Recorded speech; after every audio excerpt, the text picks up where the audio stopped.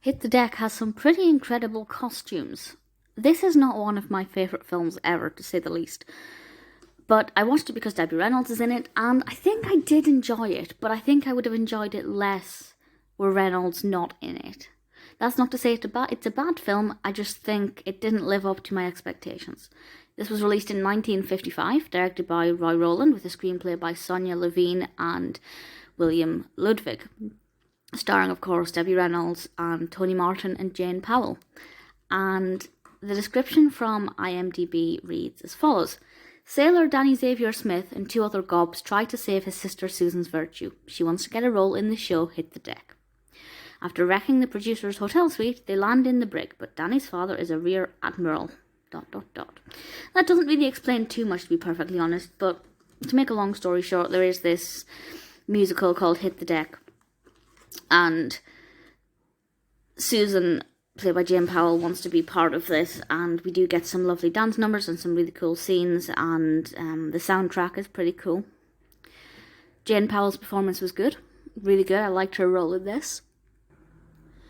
Tony Martin as Chief Bosun's mate William F. Clark, I thought was good. I don't know if I've seen him in much else, so that was kind of probably an introduction, I think, and I was kind of pleased with that. Debbie Reynolds plays a character called Carol Pace, and she's adorable in this. She wasn't in it as much as I would have liked, but she was still in it a pretty decent amount.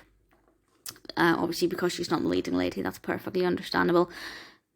She does look absolutely adorable in this, and as I said, we do get some really great costumes, some particularly fabulous beach scenes during the play. We are watching a lot of this through the play, and I think they're the most interesting bits. The bits surrounding the play are not as exciting, but when they're on stage, that's kind of when it really comes to life, and I thoroughly enjoy those aspects of it.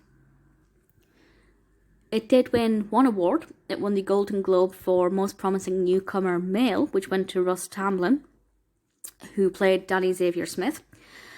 And yep, I can understand why that would be the case. Good performance. I think everybody gave a really good performance. It was very high energy. Some of the dance numbers were very elaborate.